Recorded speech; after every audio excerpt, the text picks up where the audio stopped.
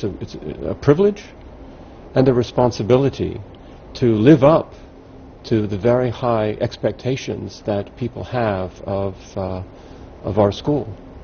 When we get students from China, and we have at the moment nearly 800 students from the PRC. It's the single largest group of foreign students at Harvard, including 50 or so in the undergraduate student body. We endeavor to show them what we think a liberal arts education is about and what it means to educate the whole person and prepare somebody for a lifetime of learning and a lifetime of productive engagement with society. When you were the young student of Chinese language here in China, you chose to stay in Liaoning. That's right. That's the birthplace and the starting point of the Qing dynasty, right. The last feudal dynasty in Chinese history that was terminated by a revolution in 1911. Dr. Shen Yat-sen right. overthrew the feudal society. I wonder if you can share with us your interpretation about why the burgeoning democracy was short-lived and why the Communist Party took the upper hand in the civil strife.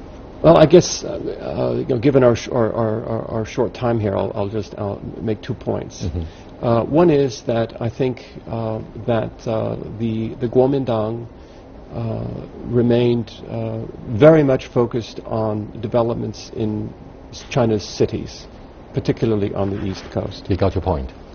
And neglected, with the exception of a few model counties, as in Shandong, neglected to attend really to very pressing problems in the countryside. And the Communist Party originally wanted to build its power base in the cities too, but it was forced out of the cities, as you know, and had to reestablish itself at places like Jinggangshan and in the countryside. And in the process, successfully discovered a formula for addressing and resolving some of the most serious problems that afflicted the majority of people living in China.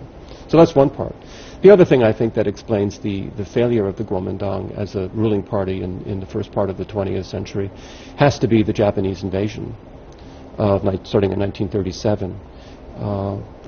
Historians are... Excuse me, yeah. Perhaps your judgment is a little bit flawed.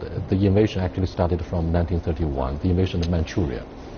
Okay, we can start it from 1931. That's mm-hmm. fine. I'm thinking of the beginning of the Lugoqiao Shijian. Mm-hmm. Yeah, but we can take it back to 1931. Certainly, Japanese involvement, starting from the period of Yuan Shikai, was constantly getting in the way of the KMT having any kind of a free hand. But and I think that most of the Chinese who follow that part of history, they would say September the 18th, 9·18would be the starting point for the Japanese occupation and colonialization of China. I'm happy with that. Manchuria. We can certainly date that. Mm-hmm. I've worked a lot on Manchurian history and quite aware, of course, of the extent of Japanese colonial domination in the Northeast. No question about it. This year witnesses the 70th anniversary of our defeat of Japanese fascism. We were allies, by the way, during the Second World War. Looking back, what lessons can we draw from the years of upheavals and how China could navigate its own course of modernization with all the bitter lessons in our mind? I thought you were going to ask me what lessons can we learn from the time that we were allies in World War II, and the answer to that would be that we can always accomplish more together than we can separately. Exactly. I think that certainly all the Chinese, all my Chinese friends will say without hesitation that life has gotten better since 改革开放, since reform and opening began in 1979. And that they are very happy to have put behind them the upheaval, the choppy waters, as you say, of periods such as the anti-rightist campaign or the Cultural Revolution in the 1960s.